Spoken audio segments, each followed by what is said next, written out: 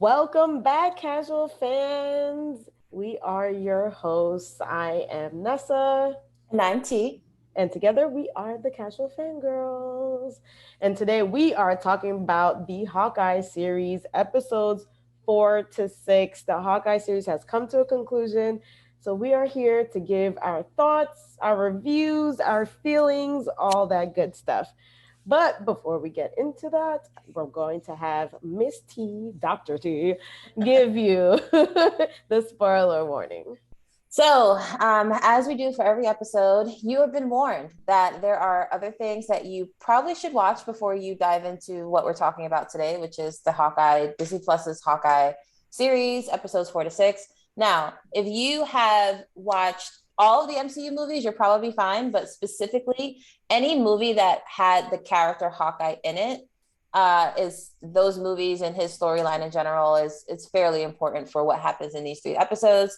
I will also add that if you have not seen Black Widow the movie, you're going to be missing a couple of different details that you're going to need to understand some of these episodes. So you've been warned. If you have not seen any of the other movies that have Hawkeye the character in it or Black Widow, you should probably stop, go back and watch those things, and then come back and take a look at this. Yes. So let's get into our recaps, right? So let's start with episode 4, titled Partners. Am I right? We pick up right where episode 3 left off, which is Clint with the Ronan sword at his throat, wielded by Jack. Eleanor, Kate, Jack, and Clint all sit down to discuss what's been going on. Eleanor asks Clint respectfully to leave her daughter out of this mission and later makes a suspicious phone call informing someone about the situation going on. Laura does some digging and reveals to Clint that Jack is the CEO of Sloan Limited, which launders money for the tracksuit mafia. After some holiday bonding and learning the quarter trick from Clint, Kate figures out that he was the Ronin. Laura later informs Clint that the watch is sending out a tracking signal from an apartment building. Kate and Clint go check it out, only to find out that it's Maya's apartment and she's been looking into Clint's family.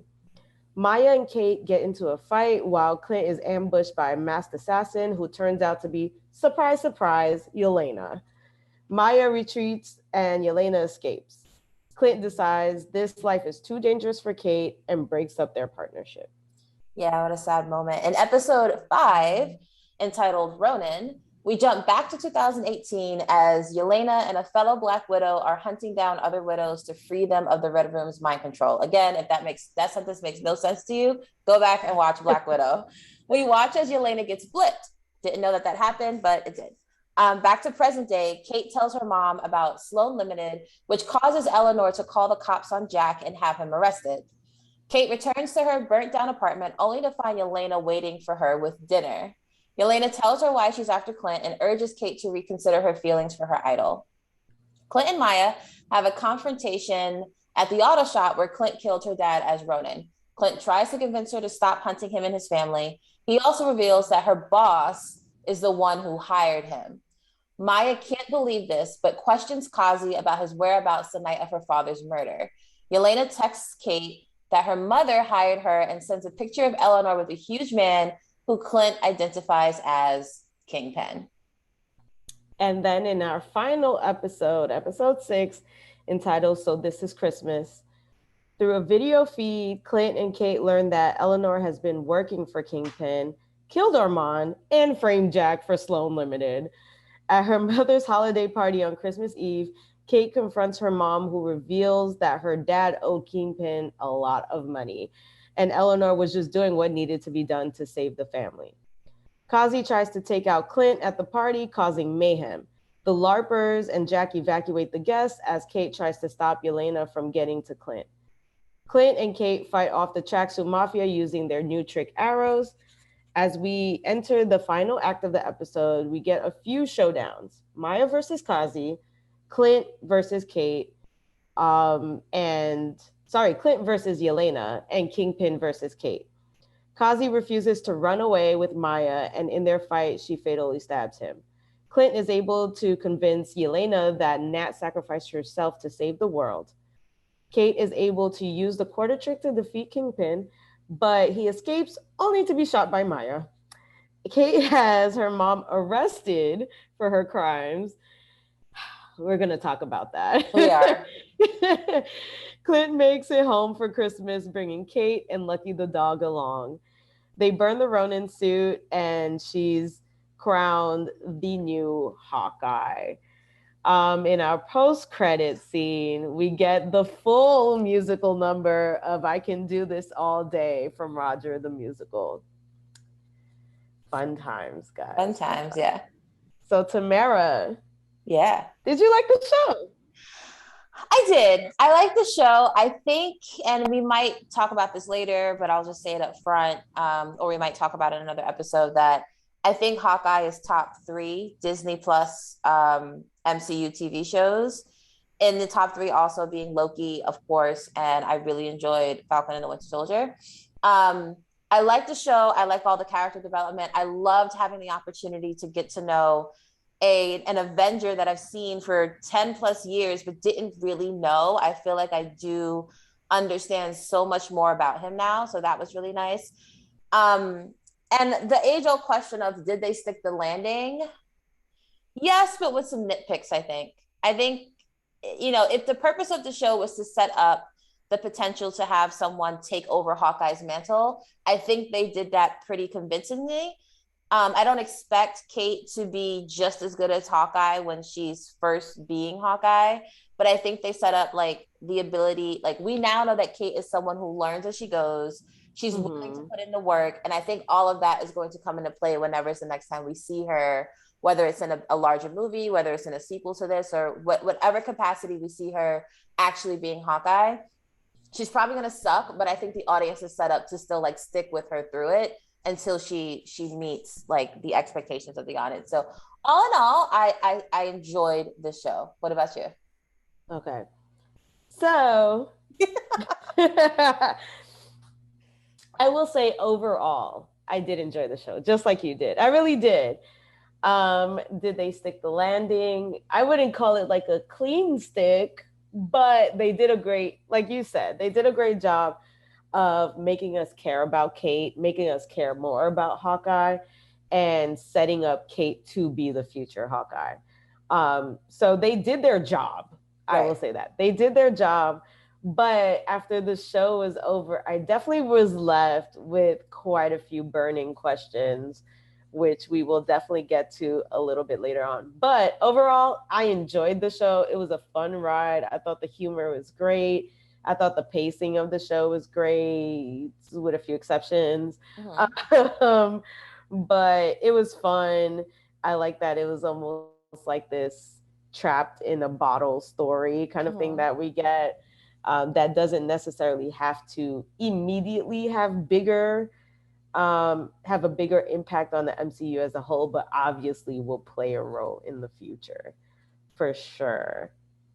So let's kind of go back episode through episode and kind of talk about some of the things that we liked and we didn't like, right? Yeah.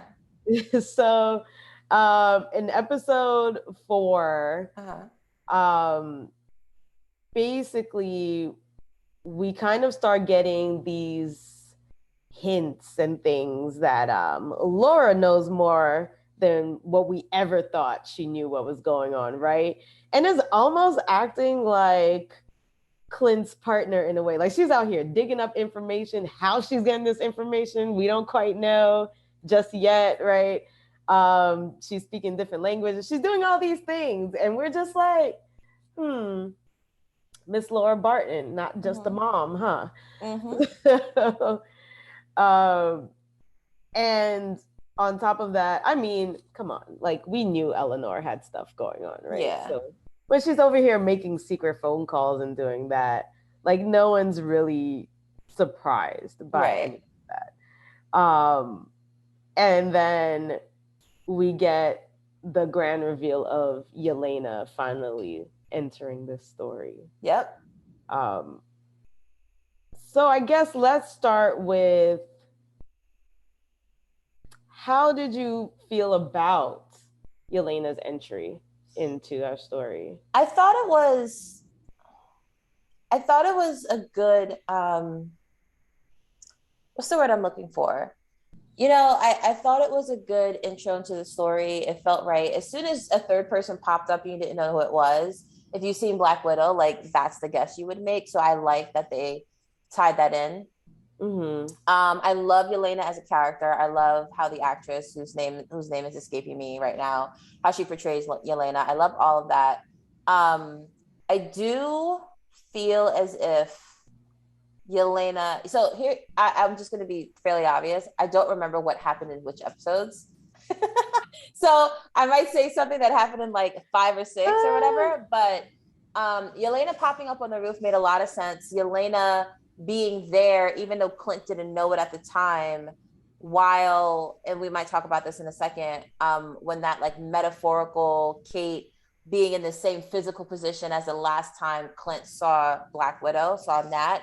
I thought all of that was very kind of poetic, even though Clint didn't realize what was happening at the time. So it was definitely pretty exciting when she popped up at the end. It's like, okay, who is this other person? Especially coming off the heels of realizing they were in Maya's apartment. Right. But yeah, it's something about the mechanics of that entire thing though felt a little off and rushed to me. The more we do these deep dives, and we are here, Nessa and I are here because we love the stories, but we also are now super invested in how these stories are executed. And during the montage right before the roof fight scene, when Kate is on her way up into the apartment and she breaks into the apartment and she's on comms with Hawkeye, with Clint, and Clint just disappears for a hot second when she's like, there's this light going off.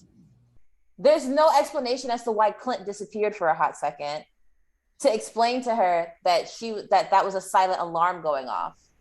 It was almost as if like he disappeared because the showrunners needed him to disappear so she can be there longer to trip the silent alarm. It's a nitpick. I know I'm nitpicking, but that really bothered me. Recall that moment. Yeah, so tell her that it is a silent alarm. She had to ask him a couple of times.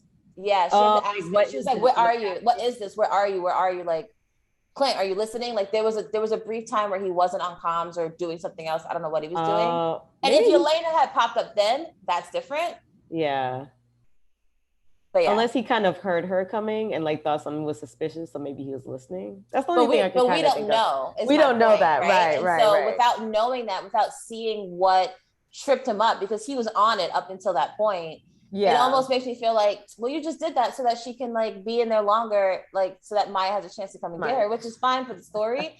But like that was lazy to me. show him like doing something on the roof that's like stopping him from responding to her. Don't just like leave her in the dark like that when Clint doesn't strike me as someone who would do that, Right. Rant over as a nitpick, but to your original point, I had to say that because I remember that scene. I was like, that was dumb. I like Elena. In the next episode, we see her do a lot more. She has a lot more dialogue, and that's when I think, whether you've seen Black Widow or not, you really fall in love with that character during the next episode when her and Kate are talking to one another. Yeah. But how did you feel about it? I mean, I definitely thought it was a great entry point for her to come in that moment, especially like just causing the confusion for the watcher, where it's like, oh, I'm fighting Kate, and I'm fighting Maya, and it was like, wait, but then who am I with? Like, doing that whole kind of thing, and it's like, oh wait, are they actually really gonna like, does Maya have some secret partner we don't know about or something like that? But yeah, if you've seen the post-credit scene at the end of Black Widow, you know that Yelena is on the hunt for Clint. So it's not a major surprise that she shows up, but it's still like a great entry for her to like just get straight to the fight. She's here to do a job and she's gonna do it. I also thought that it was great that they made it clear that like, I'm only here for Clint, so even when she throws Kate over the side of the building, like she has her attached, right? So she knows that like Kate's not gonna die. But then when she's hanging there and Clint looks over, it was the feels, man. I was like, here we are. But this time it's him who cuts the cord to save her, versus Black Widow, Natasha, letting herself drop off and all that stuff. So I did like the whole sequence. I thought the fight was great. it was a little dark, so it was a little hard to see like all the intricate moves that were going on, but I still enjoyed the fight regardless. I love that even though Kate got dropped down from the building, she got back up. She was like, nah, I'm not over this. Like, I'm coming back up. But it's also funny because it's like, you forget like watching these human superheroes or like the low level, the ground level superheroes. It's like she's got to walk back up those stairs or take that elevator. So when she goes through the door and she's walking, it's a hilarious to me because it's like Thor could have just like whipped his hammer and flew up or something, or Rogers would have made it look extra stylish or whatever. But it's like her, she gotta get back that that reminds me of the scene in Ultron when Tony is like, all right, I need everyone back at the house because he's coming for at the church because he's coming for the thing to like whatever. And Tony was like, Nat, you and Banner better not be playing hide the zucchini. And she's, which is funny. It's a funny line. That's funny. And she was like, relax. We all can't fly or do whatever like you all do. And she's just like driving a big truck trying to like get through people because she doesn't have superpowers. Like it was a really good, like any moment when we're in the world of superheroes and you can see that a superhero is just as human as you are, like the more human superheroes. Right. I love it. And to your point, like what happened right after that was she burst through the door and she had a shot. She could have taken the shot. She could have shot, I think she was about to shoot Elena. Yeah. She could have shot her and she didn't. Calling back to Hawkeye, telling her that the shot he didn't take was not killing Natasha when he had the chance to do it. So that was also a good, really, really good symmetry. Exactly. And we can kind of like go back into that whole holiday montage at the house, right? So like he gets home and he's like icing himself down with these daiquiri packs, like, of all things. And she basically bursts in and is like, I've got pizza, I've got sweaters, I've got movies, like, let's do this. I know you're away from your family, so we need to plan, we need to hatch a plan anyways of what we're going to do. So we might as well have some fun doing it. And it was really cute. Like it was very holiday movie type of thing. It was cute. She learns the quarter trick, pretty fast. Yeah, I was like, do we want to go into that? I don't know. No, we do. I'll just say this. There are people who have a problem with characters, especially characters we're just introduced to relatively sooner than other characters we know, being able to learn an ability super quick that has lasting consequences. Another example of this was in Shang-Chi and the Ten Rings when, I want to call her Aquafina. What was her name I think her name was Kate in the movie, right?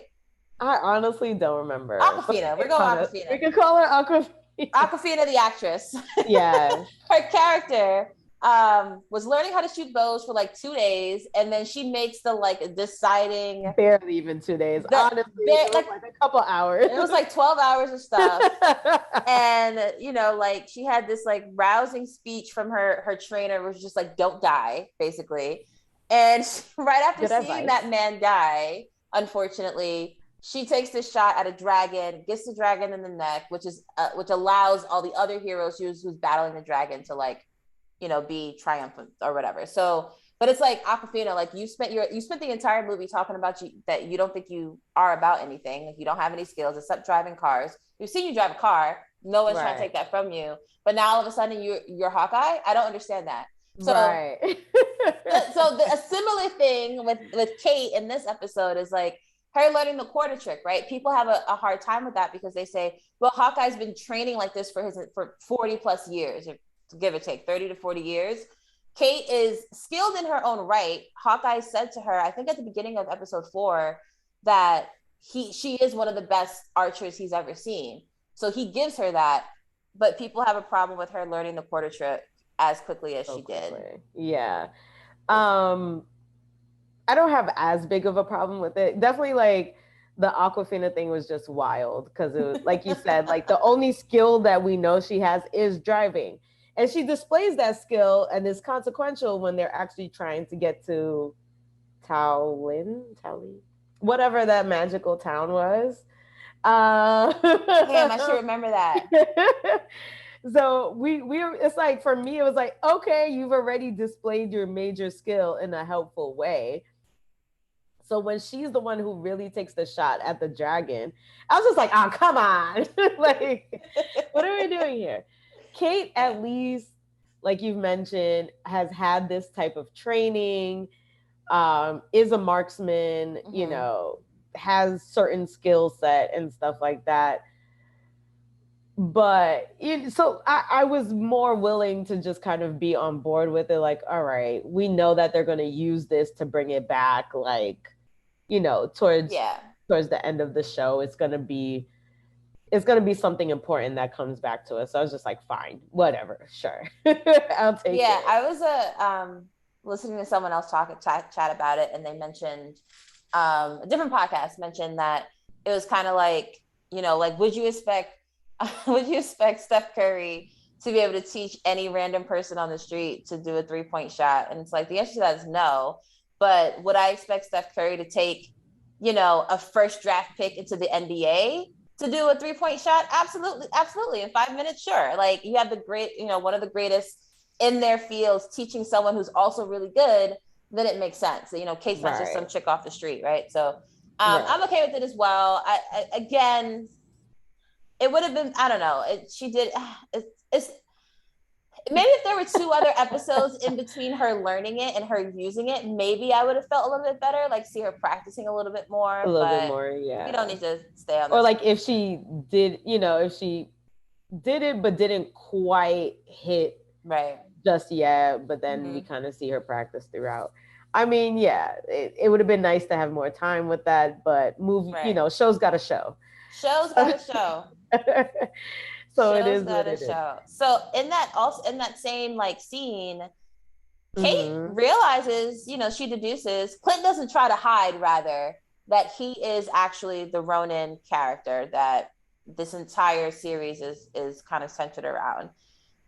She kind of takes it in stride. You know, she's shocked, obviously, but then she kind of immediately goes into you're not a bad person mode, like reaffirming that he's not a bad person. And it's obvious that Hawkeye doesn't believe her because he feels very responsible for ignoring all the red flags. Ignoring all the red flags. He feels very responsible. What were your thoughts about that scene and just like how that played out and the responses of each character? I was very surprised that Kate didn't struggle with it more. This is your hero. This is your idol.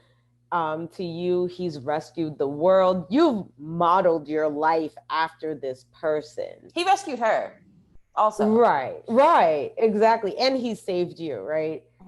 So with all those things said, to then find out that he was a murderous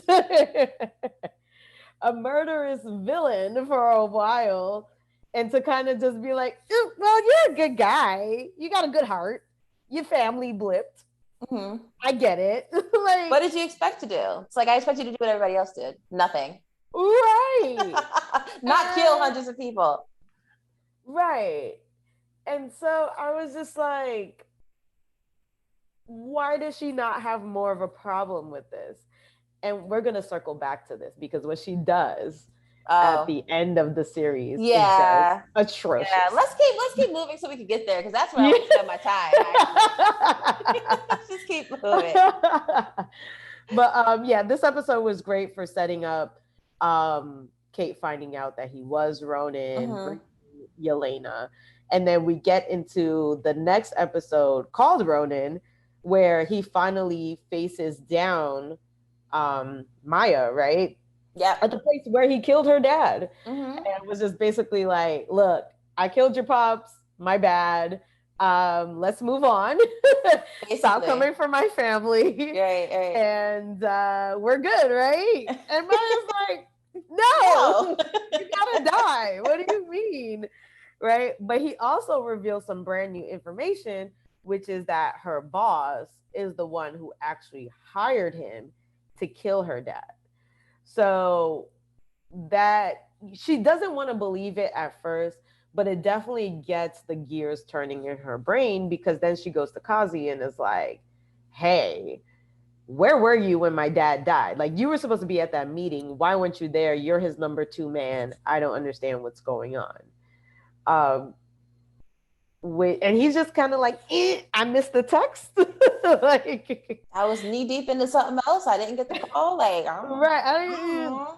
My you phone would was think on D&D. you would think he would have had an alibi like saved up from way back when it happened, Just in case. just in case. Like, why? Quite honestly, like Maya, who hasn't said a whole lot for obvious reasons in the show, you would think that she would have pieced that together years ago. I don't know. Like, if she would have stopped to actually think about it, like, wait, everybody died except you? Why not you? Where were you? You know? Right.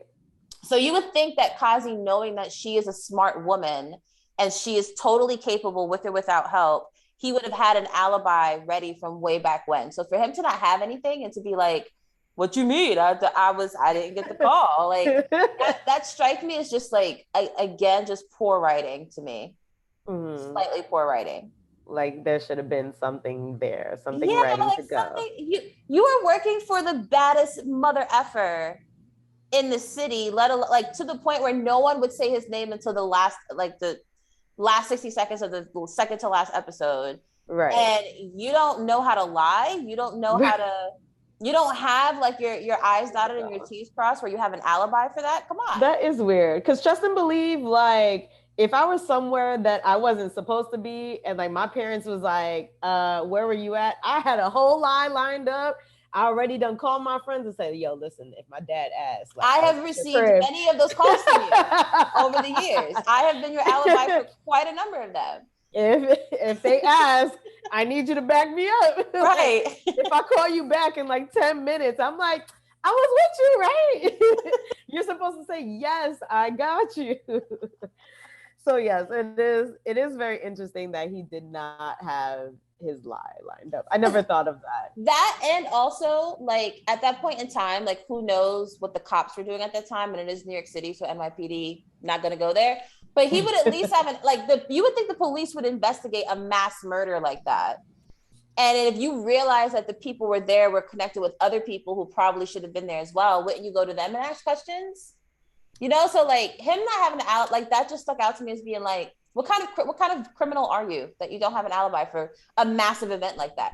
I digress. I'm nitpicking, but but no, I have another nitpick to follow that up, because again, going along with the NYPD, okay, early in the season definitely gets a call like, oh, we need to talk to you about your burnt down apartment. Like, what happens? And we never hear from that again. Like, it never comes back up. Nobody's investigating this apartment that exploded. Like, I didn't understand that. I was like, how do we never come back to this?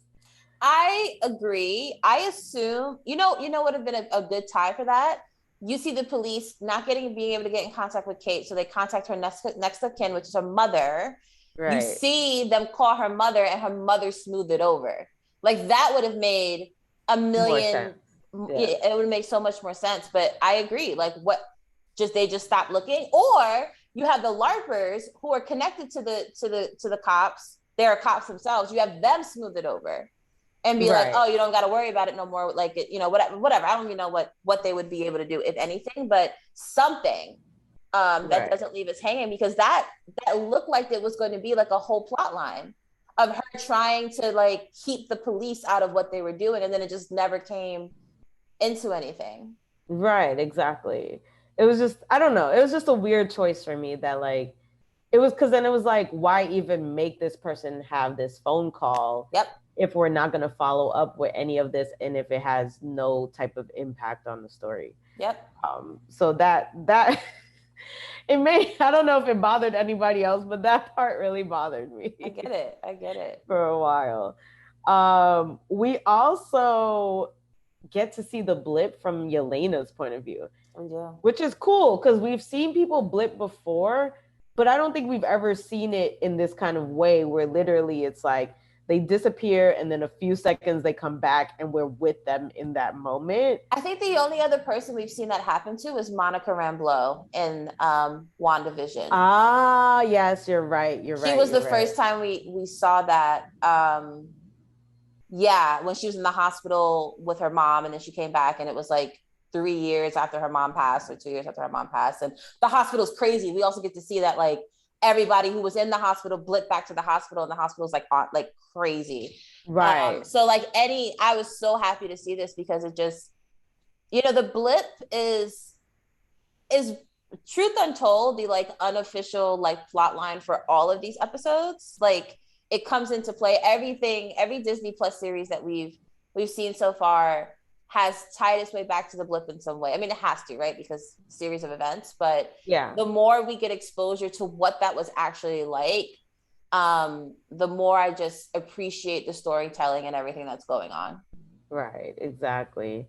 And she's blipped because she's out here. So like we get some more background information, right? So we find out that she's continuing this mission of releasing all these Black Widows from the mind control. And she ends up at a former Black Widow's home, and that's where she gets blipped. And then she comes back, and this Black Widow is like, "Look, I was never under the the mind control. I'm out here killing for sport. Well, not for sport, for money, for cash, right?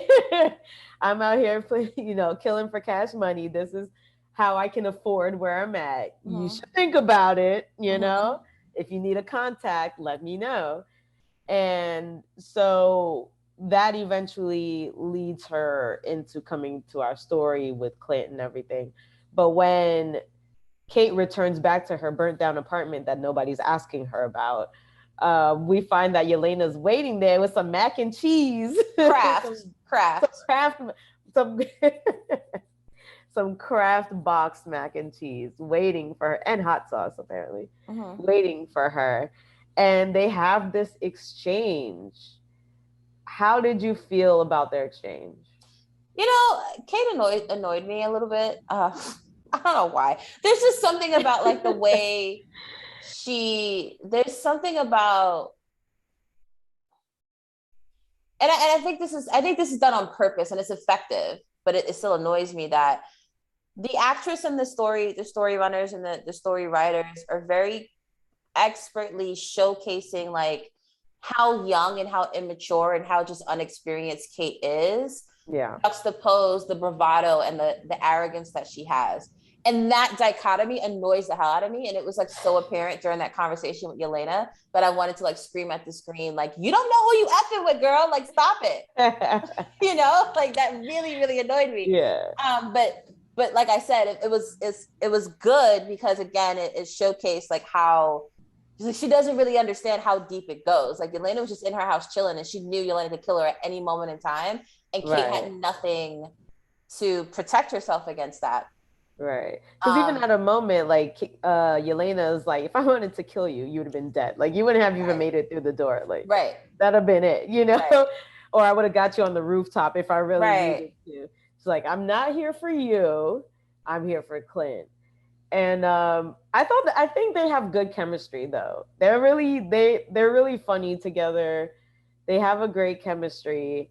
And I love that scene because once again, you get to see Yelena's love for Natasha, right? And the fact that, she probably had these hopes that they would once again be together and be able to be sisters for real. And now she's dead and gone. And as far as she knows, it's Clint's fault, right? So she's like, he got to die. And I love that she calls to Kate's attention. I mean, even though Kate knows that he's Ronan, she's like, he's left a path of blood behind him. Like he's killed so many people, and this is who you want to call your hero? Like, what does it even mean to be an Avenger? What does it even mean to be a hero if you're allowed to go do these things and no one's going to check you for it? Which I think we've all been yelling about for years since Endgame, right? We've all been yelling about this. And so, but once again, Kate is just like, yeah, but he's a good guy. It's like, what? What are we talking about? I also love that she makes a reference to the new Statue of Liberty. So quick Spider-Man No Way Home reference. If you Yeah. guys haven't seen it, skip a few seconds ahead. But she mentions the new Statue of Liberty, which we see in No Way Home, which is holding Captain America's shield, I guess, after they rebuilt it. So it was actually fun that they kind of like called to that movie. Um, but yeah, she's just kind of like, yeah, I want to live my life. I want to do some great things, but I got to kill this guy first. I have a quick nitpick that just popped up as you were talking, and it might take us on like a 3 to 4 minute tangent really quickly. Lay it on me. Timeline issue between Spider-Man and Hawkeye. Spider-Man No Way Home and Hawkeye, right? I was under the assumption, and spoiler alert, if you have not seen No Way Home, fast forward like 5 minutes. In No Way Home, it starts with them applying to colleges, and very quickly they are receiving college acceptances. Based off of my knowledge of the admissions process, due to my former career, for most of the movie, I was under the assumption that they received their admissions decisions in like April, just based on what they had on, what I know about timelines of admissions decisions, things of that sort. And so when the big thing happened at the end, I'm assuming it's like April, May, no pun intended, regarding May being the aunt. And so when we see, the last 10 minutes of the movie, when it's now snow outside, I'm assuming like 6 months have passed. And I'm also assuming that, in the last final scene, we see Spider-Man swinging across the Rockefeller tree, that is the same timeline that we are in now with Hawkeye. It's an assumption. I don't think that anything else would like indicate that that's what's actually happening. Here's my issue. In Spider-Man, they damaged the Statue of Liberty. Yes. Way before that, like before the Christmas season started. Oh. See my issue here? So like, what is the timeline for Spider-Man for either for the Statue of Liberty to be damaged and then reconstructed in order for Elena to say that they've done something to the Statue of Liberty, or like what? Like now, like you actually just brought that out of me. Like that just popped up in real time. Now I'm confused, and I don't know. Should I even be connecting the two timelines? I don't know. Do you? Because I don't recall. Do we know the year that No Way Home is set? We do not know exactly. And to your point, it could have been like No Way Home's Christmas could be a year after. That's what I was thinking. Or a year before, or a year after. Like they're not the same year. I think we know that Hawkeye takes place Christmas 2024, right?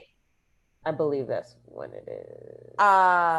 And maybe just take some math like offline. I don't want to spend a lot of time on this, but want to throw that out there. If you are watching and you actually know the answer, please let us know in the comments, because this is going to haunt me until I figure this out. Like if those two things are actually happening. What is the timeline? How do these things line up? Does it really make sense? Is there a continuity issue? Right. Good point. I never thought about that. But great. Leave it to you. Leave it to me to be like, hold up. When is this happening? Is it happening at the same time? Why doesn't anybody else know? Leave it to you. But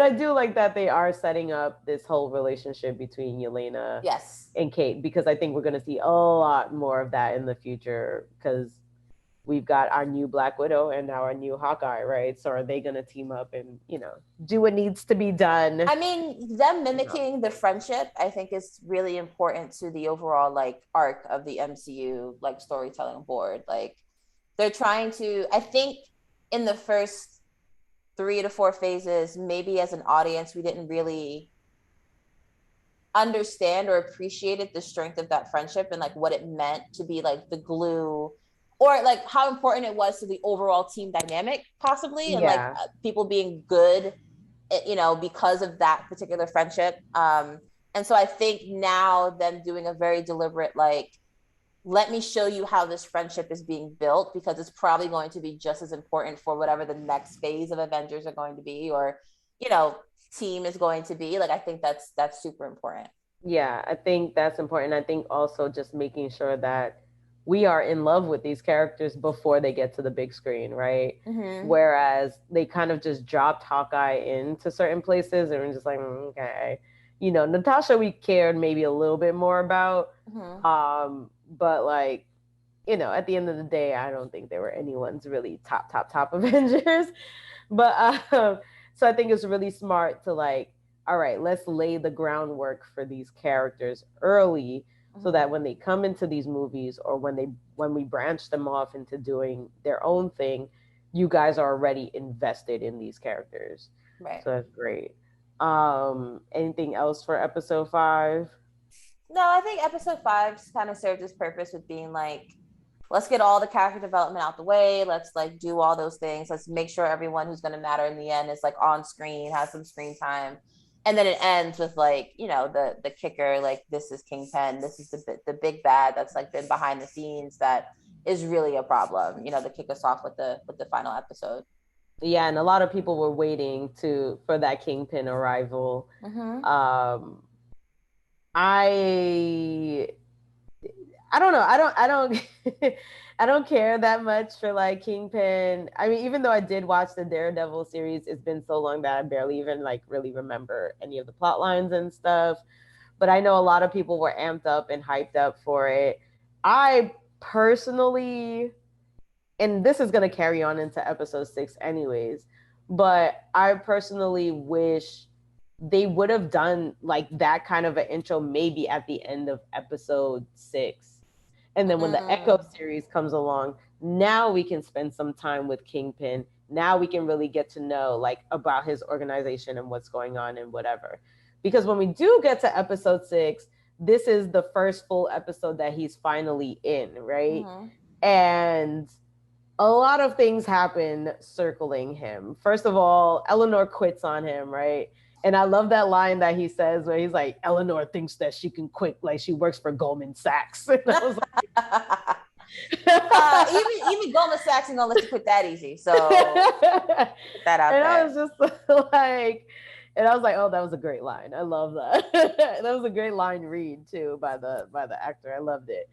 And then Maya shows up and requests some PTO. She's like, there's a lot going on in my life. I need some mental health days. Mm-hmm. You know, can I holler at you in a few days? And he agrees to that, even though he's still like suspicious of her and pretty much figures out that like she knows what's going on and isn't really like happy about it and everything Mm-hmm. like that. And, you know, he ends up getting into like a lot of fights and stuff like that towards the end. So we find out like he's been kind of like some of the connective tissue between a lot of these characters where Mm-hmm. Kate's dad owed him money, Eleanor was working for him. It turns out that's who Maya's uncle is and that's who Kazi works for. But it also felt very rushed to me. Um, and I wish they would have saved him for the Echo series so that we could have had more time with him to understand his motivations and what he's really been doing all of this time. So a couple of things. I am someone I have no exposure to the Daredevil series. So this is my first time even learning who Kingpin is, you know. Casual fan, not, you know, I don't know the comic books or anything like that. Right. So at the end of episode 5, when they were like, well, that's the guy, that's Kingpin, I was like, okay. I've heard rumors that like this is a bad dude. I understand he's like a crime lord in New York City, but like the baddest mamma jamma like there is in New York City. And then when the 6th episode aired and we see him, and as you said, Maya asked for PTO and Eleanor was just like, I quit. He didn't come off as scary at all to me, which is an interesting concept because it's like, okay, this is supposed to be a villain and he's not scary. So what is it? So here's the thing. He recognized very quickly, one, that Eleanor was a problem, and 2, that Maya was going to be a problem. He knew that Maya knew. Like, you could tell in the way he reacted. Yeah. The fact that he just didn't order a hit out on Maya is very interesting. Because any other, like, legit villainous crime lord, in my opinion, would be like, she knows too much, she has to go. So clearly there's some affection for her. But in not just, like, addressing it head on, I just found that really, really interesting. And even throughout the episode, whenever he was on the screen, I'm just like, this dude is not as bad as y'all making him out to seem. Why don't you just shoot him in the face? Which Maya eventually did, right? But like, but even when he was fighting Kate, I was just like, how is it that he's like does he have some sort of superpower that I'm not aware of? Like, how is he just so strong that everything that people are doing to him wasn't working? Like, didn't he get run over with a car and he just got up? Like, what is happening? He does. He definitely gets run over by a car for sure. He gets shot with arrows straight in the chest. Right. All of these things happen to him. And I think to attest to like what you're talking about, if you've never seen Daredevil, if you've never read the comics, if you're not familiar with who Kingpin is, I don't think the show did the best job it could have done in setting up, this is who this guy is. Mm-hmm. This is what he can do, or anything like that. So I think it might have left like a lot of people confused who are more of the casual viewers. Because he doesn't, as far as I know, he doesn't have superpowers. Like, he's just a super strong dude for whatever, just being a super strong dude. Like, right. You know, he's just a tank, basically. Mm-hmm. Is how they kind of, I don't know how that explains why he can get shot in the chest and be okay. But I mean, that's what they go with, right? Or how we are presuming, like, because you don't introduce a big bad like Kingpin to have him killed at the end of the last episode. He obviously survived, right? Like 90% chance he survived. Yeah. But he survived getting shot in the face. Like, how does that even work? Maybe we'll get more information if he actually survived in like the Maya series, but for someone who that was the first and only introduction to him, I am so confused and I'm turned off by it. Yeah. So this storyline calls back to, I did some digging. Yes. But this storyline calls back to a storyline from the comics where, in fact, it's Kingpin who tries to frame Daredevil for killing Maya's dad. But Maya finds out the truth. She hunts down Kingpin and actually shoots him in both eyes, which is ironic because Daredevil's blind and that's his nemesis and all that kind of stuff.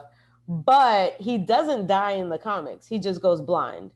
And what happens, because the comics magic, he has like a double eye transplant and then like he's fine again.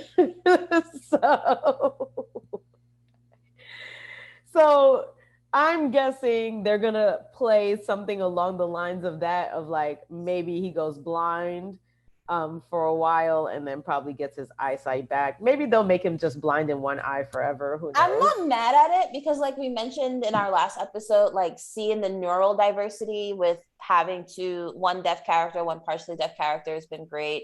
Having someone who's visually impaired would be great, even if he is a villain. You got shot in the face. Why are you not dead? I don't get that. And no, here's the thing. It's not like she shot him from like the side where it's point like blank. The bullet can like, just get the eye and like not hit the brain, but point blank? Come on. Yeah.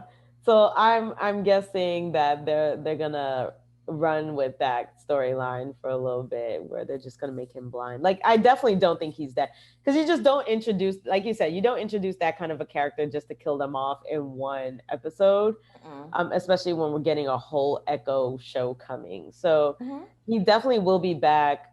I hope that we get to learn more about him and everything.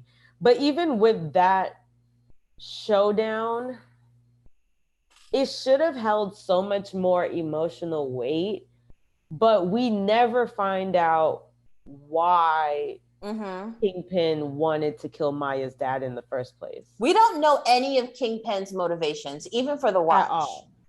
At all.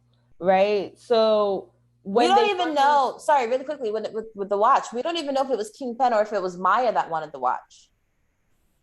That's We not don't even clear. know. We don't know. Right? Oh, we're going to get to the watch. Yeah, I know. Because I have so many issues. But yeah, so we don't, I don't think you feel it as deeply as you should because we don't know what happened. Like, was Maya's dad trying to get out? Did he do something against Kingpin? We just don't know, right? And then even when Kazi and Maya go head to head, right? First of all, Maya done ran off and got done up. She took her PTO, right? She done got her hair blown out, got her nails done, stopped at Mac, got her makeup did, and popped up on Kazi talking about we need to run away. I was like, this whole season, this girl has had that one freaking braided ponytail, and now she's showing up with red lipstick on, that ruby woo, and like her hair blown out, straightened out, everything like that. That's silk press, talking about let's run away together. And for a moment, I was like, is this romantic? I was just about to ask you that. Do we think it was romantic or just like they just have done so much together that there's just like a, like, are they Black Widow and Hawkeye? Like that type right. Right. Which I want to lean more towards that, but the fact that she showed up all done up, man, I was like, she was trying to give that last, like, this is what you could have. I don't know about with that. Me. She killed him pretty easily, so I don't know if I'd go that far. But Kazi was just like, I belong to the streets and I don't know no Mimi. other life, you know. And they have their showdown and she ends up killing him. I think Kazi's really dead. I don't think he's survived that. There's no reason for him to survive that. Yeah. Then again, it's the MCU. Who knows? But I don't think he survived that. I do hope. Do I hope? I was gonna say I hope that maybe we get more information about their friendship in the Echo series. But I'm just like, do I really need that? I mean, I don't know if we need it, but it would be interesting because if he is dead in the Echo series, like who does Echo have? She's like a lone ranger, so yeah. I mean, some concept of like how she builds a community around her, if that, or a village around her, will be interesting to watch, and then try to tie back to her relationship to Kazi and Uncle. And even with Kazi, like when they're having their fight, he says things like, this life was supposed to be mine, it wasn't supposed to be yours.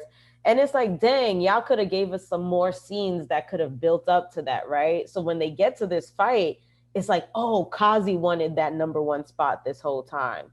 This is why. Or was it Kazi the whole time that maybe went to Kingpin and was like, yo, Maya's dad is doing this, this, and that. Maybe you need to take him out. Like, you know what I'm saying? Like, I felt like we needed a little bit more from Kazi for it to boil down to this fight of like, this was supposed to be my life. This is what I'm meant to be doing. Mm-hmm. And you kind of got in the way of that, mm-hmm. was the feeling that I got. I wish they gave us more of that. But you know. Speaking of other showdowns that episode, so we talked about Kate and Kingpin. Anything else about that particular dynamic, that duo, that you want to mention? Kate and Kingpin? Yeah. It goes so it goes back to my whole thing of the reason why I didn't feel like a lot of this stuck the landing is because I felt like we were missing a lot of emotional background to some of these stories, right? So it's like Kate is going after Kingpin because she understands that Eleanor was working for him and like her dad owed him money, but she doesn't even know like the real story, right? So it's like, do you know why your dad owes him money? What was really going on? Like what kind of pressure he was really putting on Eleanor? Like there's nothing to really indicate that would drive that to be the showdown, except for we need to prove that Kate can be Hawkeye. So we have to put her up against the big bad. Mm-hmm. And that's the only way to really be like, she's earned this title, kind of thing. But I was glad that it wasn't an easy win. And we get to see the quarter trick come into play. What I liked about what they did with it was, at least it wasn't like she hit the quarter off, or it was a cuff link or whatever. She didn't hit it off his like forehead and he got knocked out. Like if that happened, I would be like, all right, y'all doing too much. Like y'all Like really over here. like Toph did to Sparky Sparky Boom Man and Avatar. Avatar the Last Airbender hit him right in his like combustion. Right. What like if that happened, that would have been so weird. So I'm glad that it was more like, oh, it hit the arrows took him down, kind of a thing.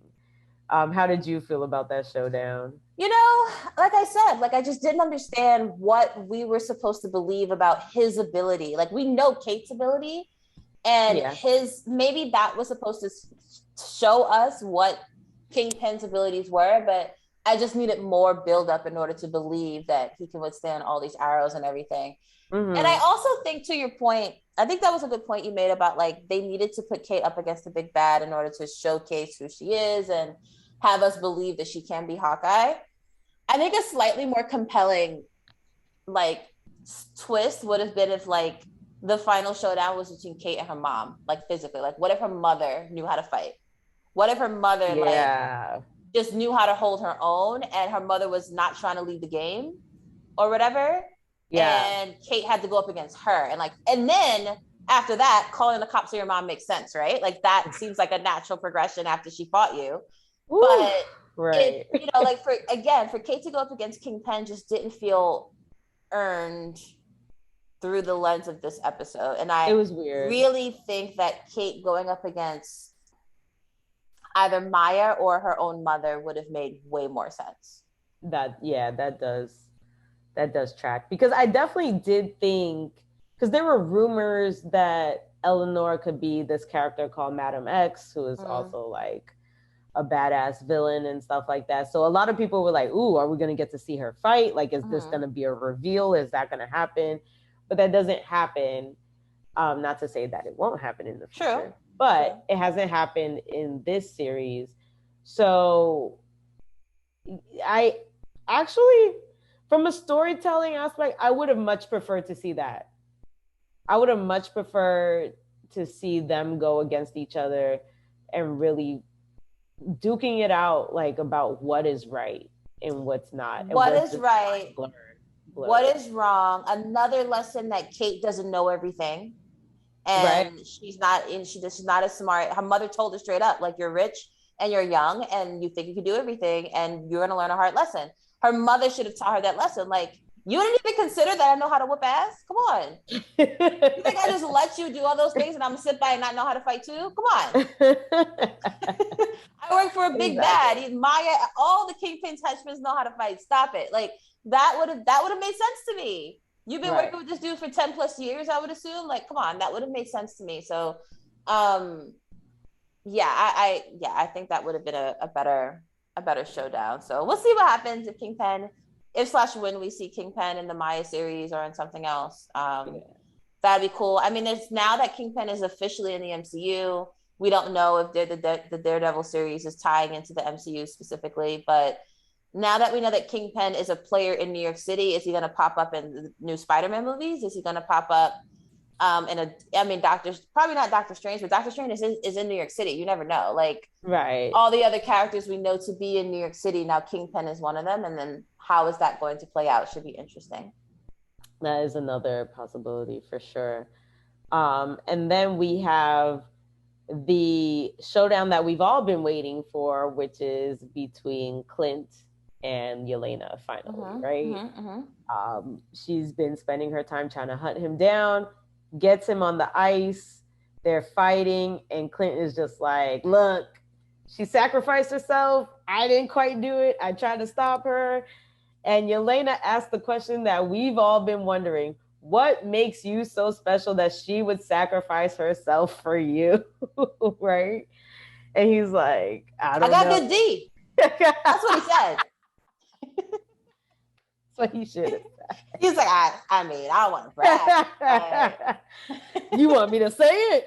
You want me to say it? I mean, I don't want. It's a kids show. You want me to say it? Right.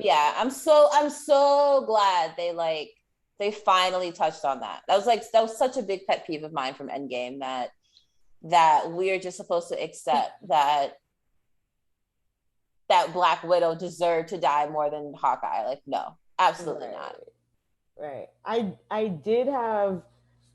had a bit of an issue of, again, with just the pace of how this played out, because I felt like a few more conversations needed to be had. Like him just saying, "Oh, she sacrificed herself. I tried to stop her," and then like doing the whistle at the end and be like, "But I knew her." To me, was not enough to call off an assassin like Yelena. This woman who has lost her sister for so many years finally gets her back when we watch the Black Widow movie, only to be blipped and find out that she's dead, right? And have the idea implanted in her mind that you're the one who did it. Now, like, if they had that conversation on the rooftop when she first comes in, and then on the ice in the last episode, it's another conversation, or he brings in a new piece of information or something, right? Or just be like, "Yo, somebody had to be sacrificed for the Soul Stone." Like, just say it. Just like, say that. I mean? And she jumped. I couldn't stop her. Just say that or something. But just to have it be like, "Oh, he knows the whistle. He must know her that well." It was just like, okay. So if I was on the story lining team, here's how I would have did it. And we might have to start a segment that's like, I was just gonna say that. Here's how T would have done it. Here's how T would have done it. I love it. Yelena confront, and this is just off the dome. I had not written this down. I'm just thinking about it right now. Yelena confronts Clint on the ice. Clint gives the same stupid explanation he gave, which was just like, I couldn't stop her, blah, blah, blah. Somebody else intervenes, either the LARPers or Kate or somebody, like, comes for Yelena and essentially scares her off to the point where she's like, you know, she's gonna have to try again another day. They make it back to the farm and Yelena shows up at the farm, like ready to go. And it's seeing Clint with his family. Like maybe the family comes outside, maybe Laura comes outside, the kids, maybe the kids know the whistle, whatever. Like, you know, Nathaniel's named after Nat, like something about seeing him with his family makes it click better for Yelena to be like, I can understand why my sister would have sacrificed herself so that you can come home to your family, which is essentially what she did. Now, Disney, hire me, okay? I was gonna say, Kevin Feige. Kevin, what are you doing? Call my girl up. That would have just made so much more emotional sense. It would have fit with the plot. It would have felt more deserving. And then, you know, he invites her in for dinner, some mac and cheese, and maybe she declines, maybe she comes in, who knows? But like, to even have the prospect of having Nat's sister there with your family and like this really being Clint's family would like be a perfect way to round all of that out. Definitely. Because we know they're not setting up Yelena to be a villain. So we know that she's not going to kill Clint. So nobody's worried about that on the ice, right? Right. But that definitely would have been a much, much more fitting ending for sure. Because if this whole thing is built around, oh, I sacrificed myself because you have a family and I don't, like putting the family back in the forefront would have made sense. That would have made sense for sure. I'm proud of that, by the way.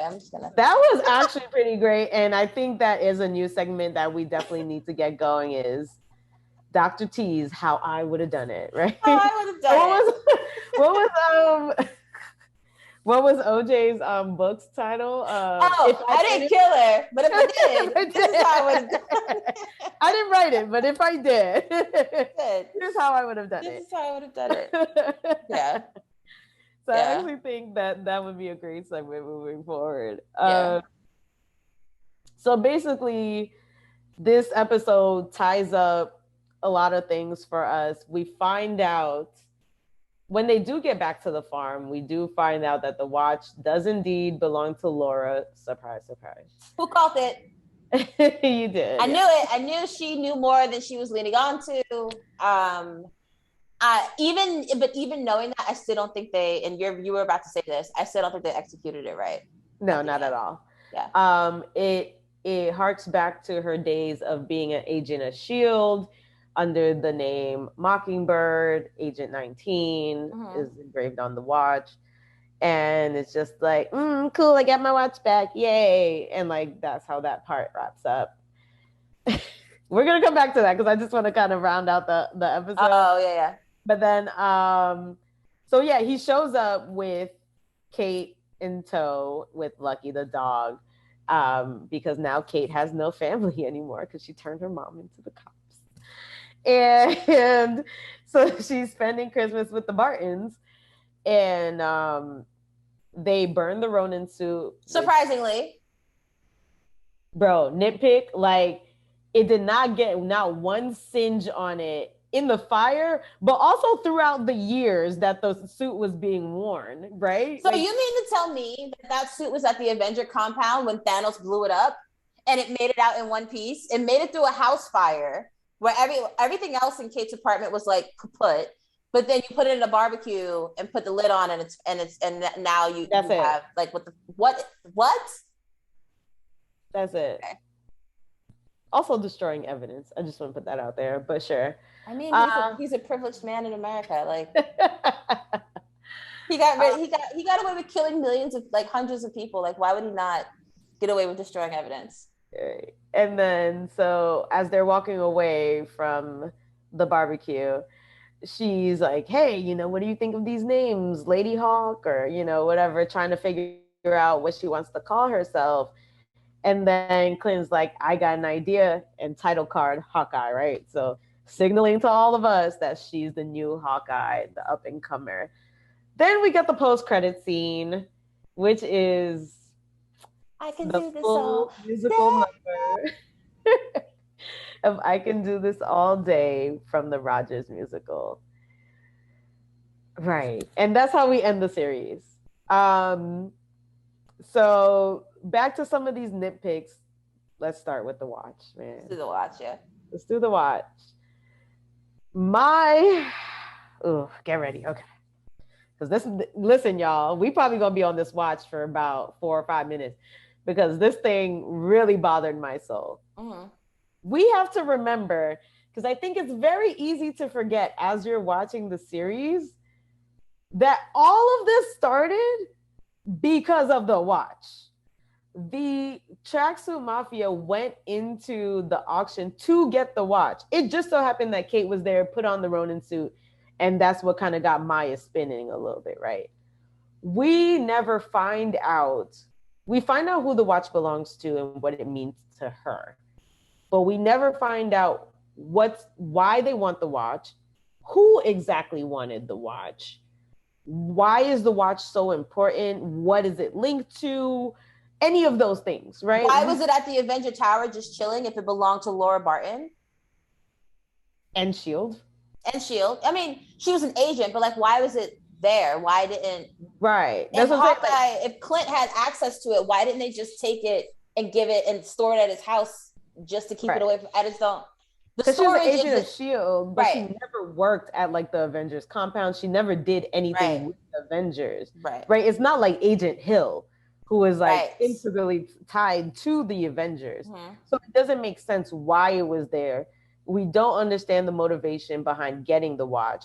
Right. At the end of the series, it doesn't seem like the watch does anything important. Right. Except that we know it sends out like a tracker signal. But you know what I mean? Like, I could understand if the watch was able to like let you communicate with Fury or something like that, or could bring you to Fury, something like that, right?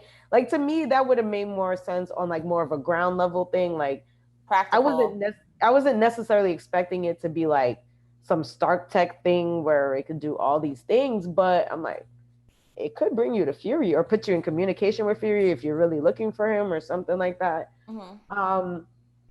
And that really bugged me because it felt like you legit could have taken that whole storyline out and it wouldn't have changed anything about the show. That's a good point. It would have changed nothing. It makes me think... Do it. I have no idea what you're about to say, but just do it. Just do it. It makes me think of Bran from Game of Thrones. I knew you were going to say it. Show. I knew you were going to say it. I was like, it's going to be something Game of Thrones. I knew you were going to say that. I can't speak for the books because I haven't read that far into the books to really understand. But if we're talking about the show, the HBO show, Game of Thrones, the series, if you ripped out Bran and his storyline from the show, it would change absolutely nothing about the show. Or whatever it would have really changed could easily be redirected in some other kind of way. If you take out Bran after he goes on his quest, yes. Right, yeah. But like him being pushed out the tower, like was necessary, that was important, right? Yeah. Like the way they set it up. But yeah, I agree. That was important. But after he's like finds the three-eyed raven, does all of that or whatever, and the way that they set him up to like be king, it makes me think Spoiler. of like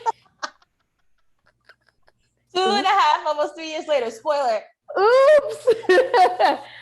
It just makes me think of how they kept trying to hype up how important this watch is.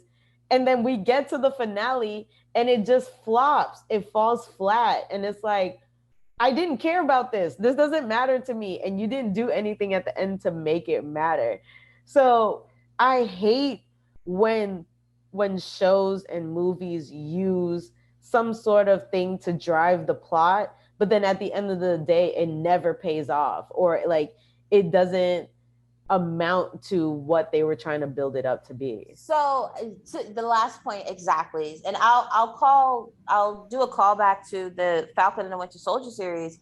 So I think the purpose that the watch has from the showrunner's point of view is, oh, we get to find out that Laura was actually an agent of S.H.I.E.L.D., so she knows, and she knows how to do more than we think she does.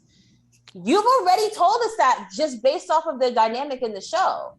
How easy was it for me to come up with like she used to be an agent from episode 3 or 2 or whatever it was? Right. And it's a similar thing that happened with Sharon from Falcon and the Winter Soldier, where it's like, who is the Collector or whatever, what was the name, not the Collector, the name of the like big bad that was behind the scenes, like yeah, out in was it Macau? I think they were somewhere. No, they were in some made up city, I think. But it was like, oh, it couldn't be Sharon because that's too obvious, and it actually was her. Like, right. It's almost like the showrunners for the TV shows, like either not caring or underestimating. Power broker. Sorry. Thank you. Power broker. The power broker, right? Yeah. Sharon's the power broker. It's almost as if the showrunners spoiler doesn't, but not, because you can figure that out from the first 3 episodes of that show too. It's almost as if the showrunners underestimate how clever their viewers are, or they just simply don't care. Insulting. Yeah. Either way is insulting. Like, I demand more from this series. I'm sorry. Than you just assuming that like Laura being an agent of S.H.I.E.L.D. is going to be the reveal that you think it's going to be. Right. It's absolutely not. You're absolutely right. If they took that out of that entire plot out, it wouldn't even make a difference at all.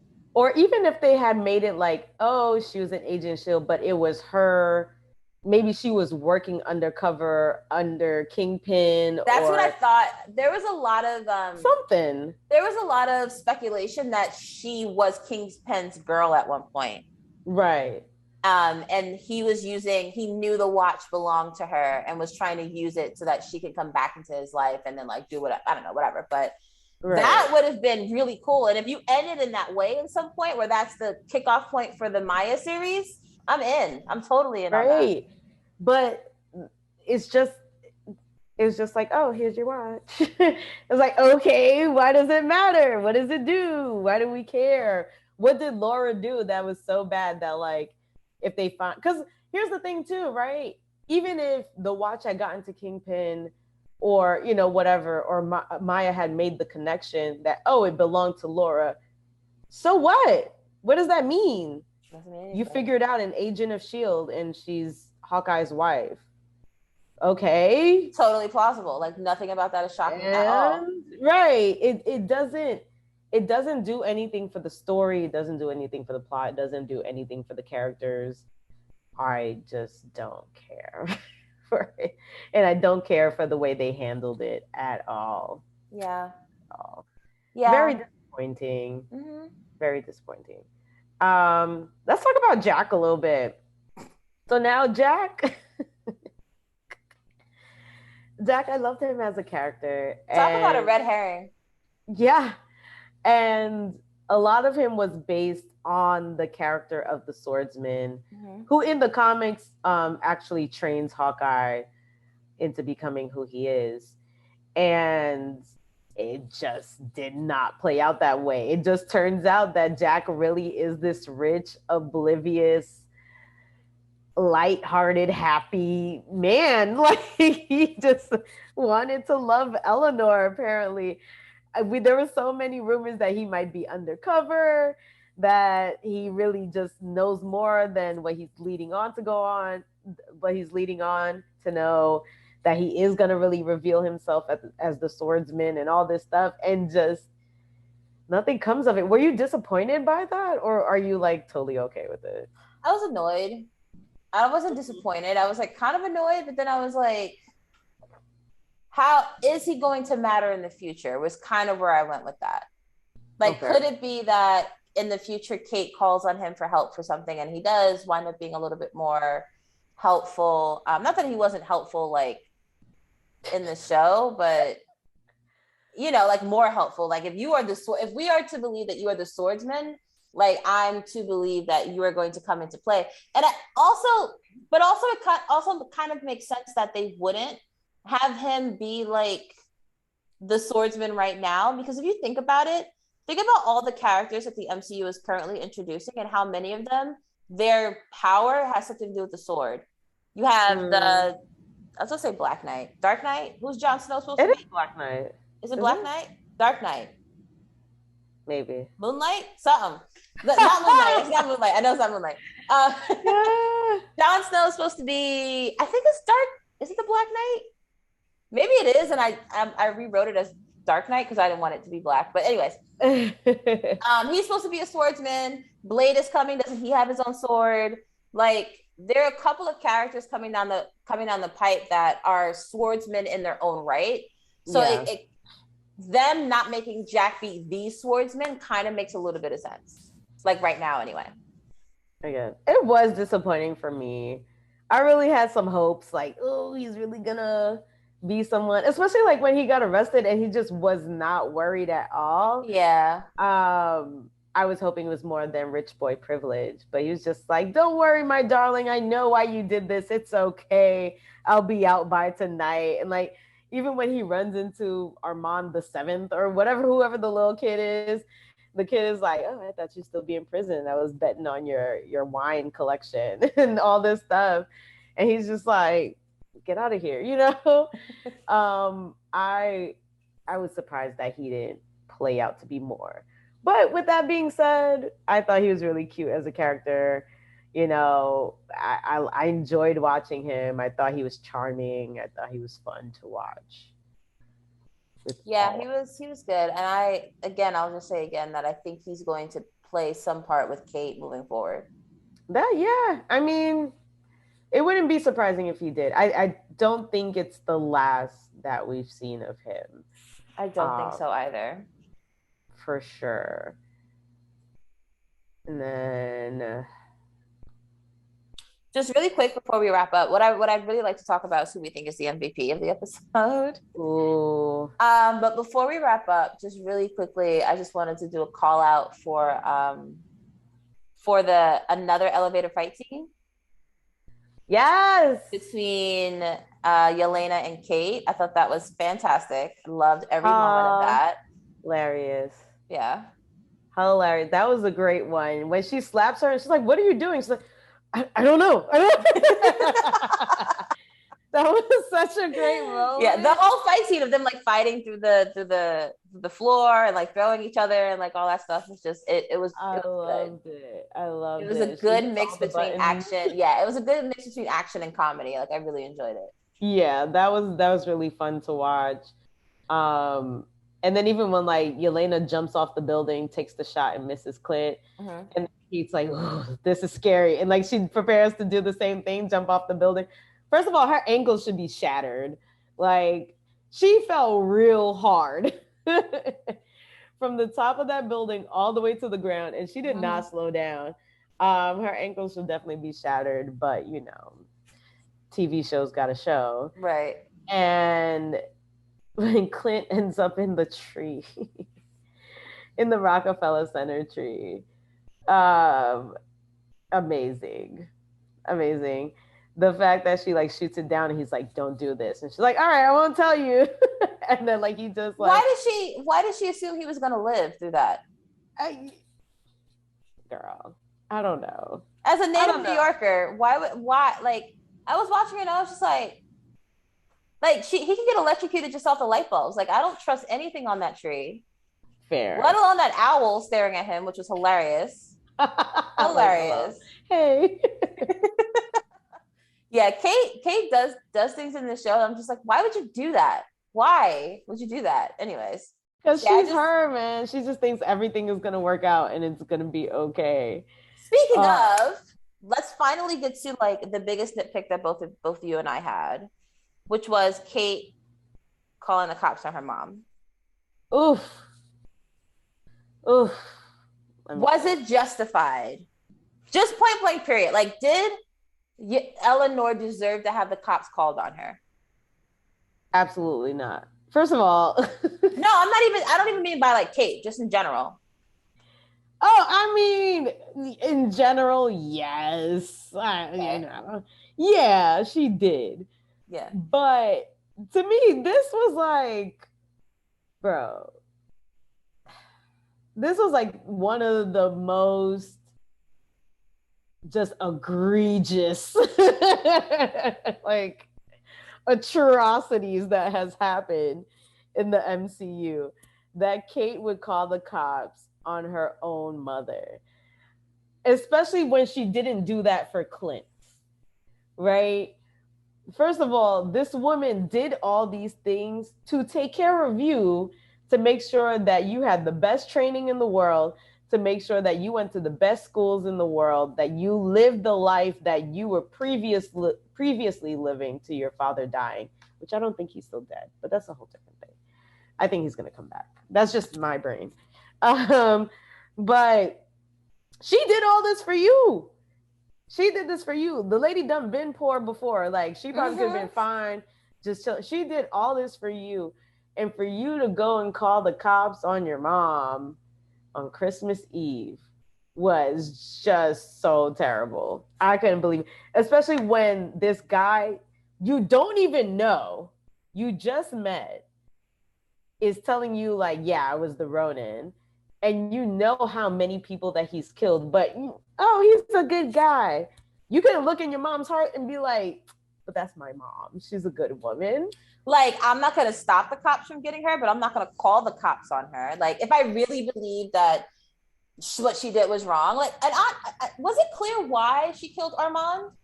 I was going to get to that. Another thing that did not pay off.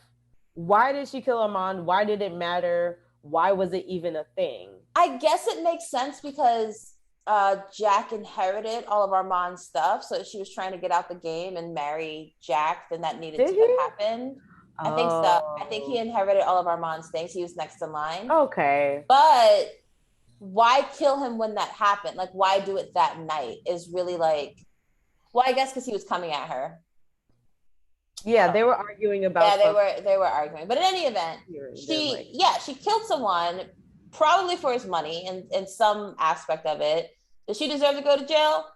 Probably. Does she deserve her child to call the cops on her? Absolutely not. And as we're talking about this, and I might make this a different segment or a different through line that we talk about, family members doing messed up things to each other, right? Happens all over the MCU. You have Ego trying to like kill his kids so he can be like an all-powerful being. You have cousins like Killmonger and T'Challa going at it. You got like plenty of different family dynamics just being like all the way messed up. What does Thor say? Families are hard?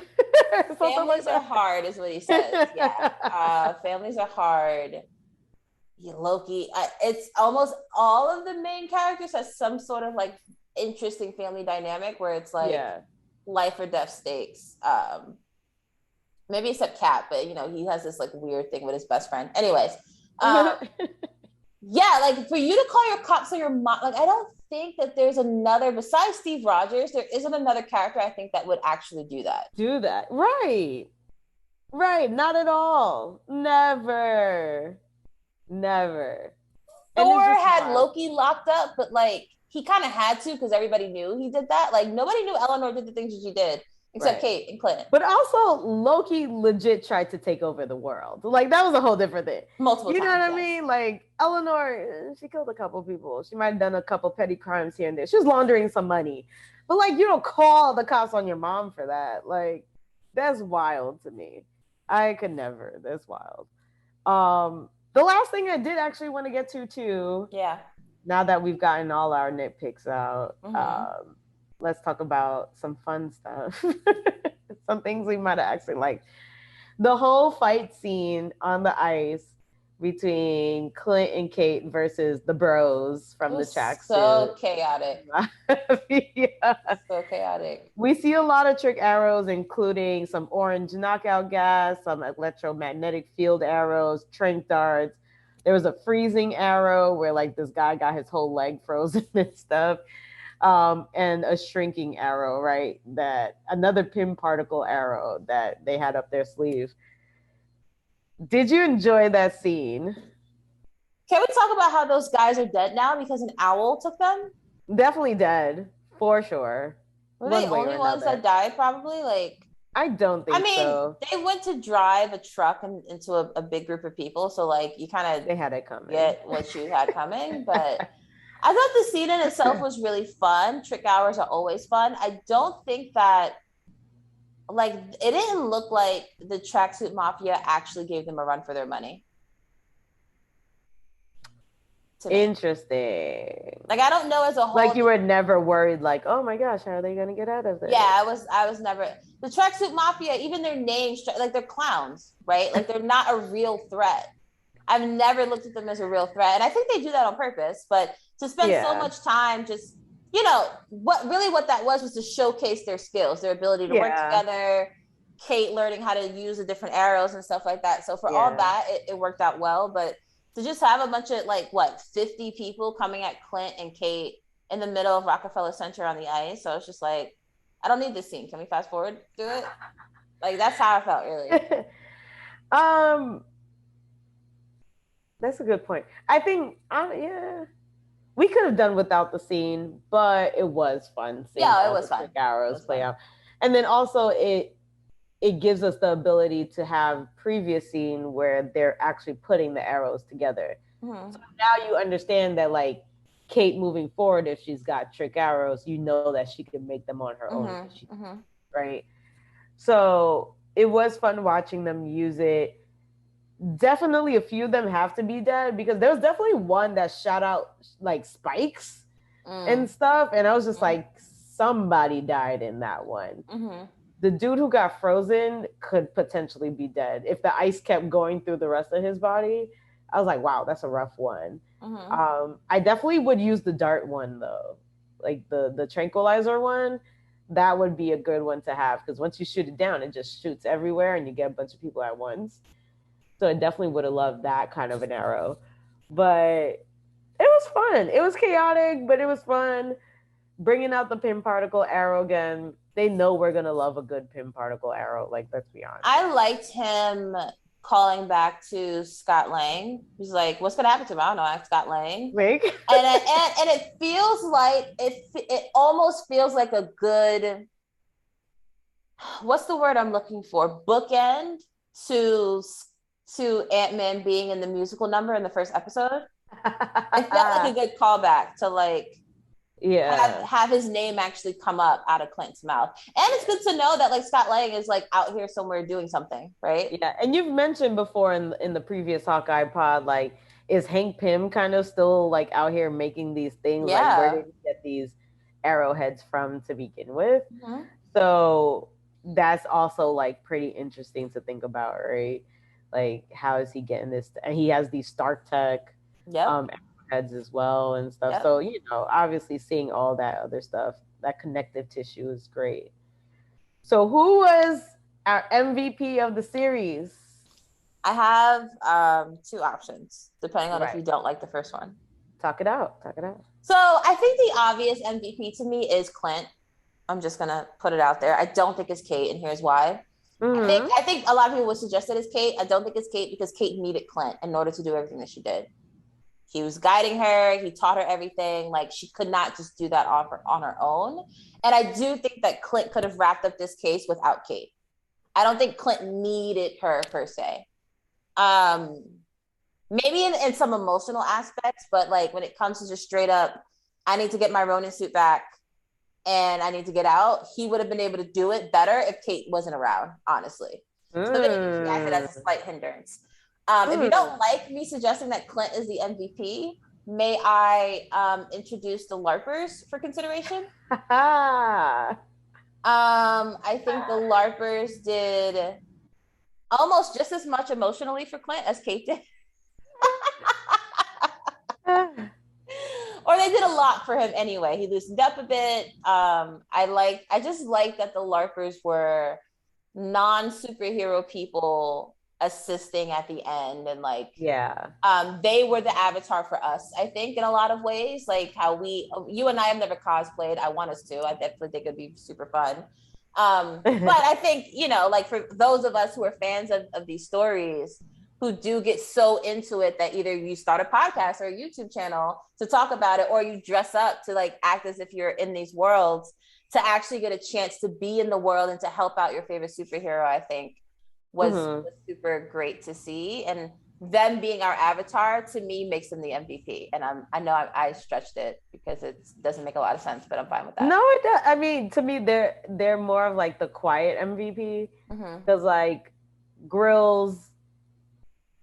I mean, I guess what we're to believe is that Grills saves the Ronin suit from the fire. Yeah. Or whatever, right? So or maybe he got to it before, like it burned. I don't know. Works, but whatever, right? Either way, he gets the suit. But Grills also offers Clint a place to stay for a while to lay low. He teaches the dog tricks. They do actually help recover the first set of arrows, and then they do play a good part of the mission in that final episode at the holiday party. Which, just quick aside, having a holiday party on Christmas Eve is trash. I just want to put that out there. Like having a company holiday party on Christmas Eve is trash. Was it a company holiday party? It sure was. I was trash then. Yeah. It sure was a holiday company party. Yeah. I mean, having a holiday party on Christmas Eve is probably not a big deal unless you're Latino, right? Nobody does that. Latinos, they celebrate Christmas Eve. They celebrate Christmas on Christmas Eve. So that feels trash to me, but I've never seen a company have a holiday party. A company, no, that's what I'm saying. That's what I'm saying, yeah. Company, no. Company, no. No, the last week is off limits. Yeah, that's what I'm like. As a company, you never have a party like on the holidays. No, you gotta do it the week before or the week after, something like that. Even. I'm not going to a holiday party on New Year's Eve either. So. Oh yeah, that's true. New Year's Eve is after that. You're right. After New Year's. Right. But yeah, so the LARPer is definitely quite MVP. But I have to agree with you. I think the MVP is Clint. I think like you said, he really could have done all this on his own. And he's the one who trains up. Like, yes, Kate had the skills, but there was life experience that she needed and could only get from Hawkeye to really elevate her to the next level. And without that training, without that guidance, she would not be where she is at the end of this series. So definitely got to tip my hat to Hawkeye. He did the thing, he made it happen. Also, another nominee, Elena, because I just love her. I think she's hilarious. I appreciate it. Not an MVP of the series, but just a notable mention. Yeah, I definitely agree. She's super efficient, super competent. She believed him a little bit too quickly for me in order to give it to her. But I'm so excited to see the next thing that she's in. Absolutely. And with saying that, what do you think the implications for the MCU moving forward will be now that we are past the Hawkeye series? So, like I mentioned, Kingpin is now a character in New York City in the MCU. So, any permutation between any other characters we know to be there and him should be interesting. Mm-hmm. Bringing Kingpin in and having, spoiler for No Way Home, the actor who plays Daredevil reprised his role in the No Way Home movie means Right. that Daredevil might be coming at some point. So that's a potential implication for Kingpin. I think whether like Kate is gonna have to go back to New York City, I would assume that's where she lives. I don't know, that should be interesting. Right. What How's else? she Like gonna face her mom? she's gonna have to face her mom, she's gonna have to face Kingpin. You know, is she gonna start looking for other Avengers? Is she gonna stroll up to 88 Bleecker Street to talk to Doctor Strange? I don't know. I can totally see Doctor Strange being like, why are all these kids like just know where I live? Like he's, Scooby Doo this ish, whatever. Right. Those are just some of like because the show, to your point at the beginning, was like kind of a story in a bottle, like there weren't life altering stakes at play in the show, which was very refreshing and I liked. Yeah. It's kind of harder to connect what happens in this show to the broader MCU because everything else that we've seen so far, almost everything else, especially everything in movie land, has had universal implications, right? Yeah. So it's kind of TBD as to what the specific implications might be for the universe as a whole or the multiverse now as a whole. But Yeah. I think if nothing else, just like Falcon and the Winter Soldier, it's just all about character development. Yeah. Definitely a lot of character development. I think we're gonna see potentially the young Avengers come about because now we're seeing these fresh, new faced superheroes or superhero relatives and stuff kind of popping up. So I think they might end up banding together now that we don't have the Avengers quite as we've known them. Mm-hmm. It might be time for these new kids to kind of come together and get together. Now, whether that's going to be a TV show, a movie, or both, that waits to be seen. We're waiting to see that, but I think that's really where they're headed with this. It would not surprise me if the MCU started to make more ground level shows, kind of like how Netflix did with Jessica Jones and Daredevil and Luke Cage and stuff like that. Mm-hmm. I think because this show was so successful and actually loved by a lot of people, I think there's a good chance that this at least is going to get a second season. Yeah. Or that we're going to get more shows like this, which I guess we are, right? Because we're getting Moon Knight, we're getting Echo, and those shows seem to be pretty ground level Yeah, and stuff. So I think that's going to be exciting to see moving forward where Kate falls into play. Elena, what is she going to do moving forward? Now that she's kind of over, like, oh, well, I don't need to kill Clint anymore. Like, where is she going to go from here? But really the question is, what is going on with, what's her name? Val? Yeah. So that's all going to tie in together. Right. Is she going to go back and be like, well, I didn't kill Clint and I'm not going to? Is that going to be a problem? Did Eleanor really hire them? What we're not clear on, we know that Eleanor hired Elena. We're not, I don't know that I believe that. They say it. Elena says it. Yes, I think she could have been lying. Well, I don't see why she would lie though. I just think what we're not clear on is, did Eleanor call Val and be like, hey, I need someone to take Clint out? Or did Eleanor get in touch with Yelena herself? Because then it's like, how do you even know how to get in touch with Yelena? I would assume Eleanor got in touch with Val. So yeah, so that it's not explicitly said in the series or anything like that, but that would be also an interesting connection because then maybe Val could get her out of jail. Val seemed like she got a lot of pull. I don't know. I'm just saying. Wait, back up. I have a timeline issue. Hold on. I feel like you could see it on my face right before I said it. Like I was. When did Eleanor realize Kate was working with Clint? Episode 4. And then that's when she makes the phone call. She makes this phone call that same episode. I guess Eleanor can go straight to Elena in a day, and Elena can fly out to New York City. Okay. I don't know. Because remember, each episode was a day. Like so that was very like. Yeah. So basically, what we saw in the after credits of Black Widow happened immediately after Eleanor made that call, and Elena dropped everything and flew out. I'm assuming from Ohio to you can get from they were in Ohio, right? Like it's where something like that. Yeah. They buried Natasha. So yeah, you can get to New York City in a day. That's the flight is like an hour and a half. It's super quick. Okay, fine. I'm good with it. So I mean, it's possible that there may be a connection there. Who knows?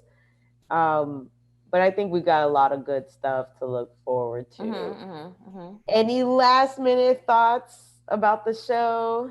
No, I think that I think Disney and the MCU is still trying to find their feet. I think with some of these episodes, some of these shows, I think now that we have quite some time before another one releases, like another show releases. I don't actually know off the top of my head when the next one is, but maybe they'll take some of the audience reactions and feedback and do better with some of these storylines. Some of the pacing.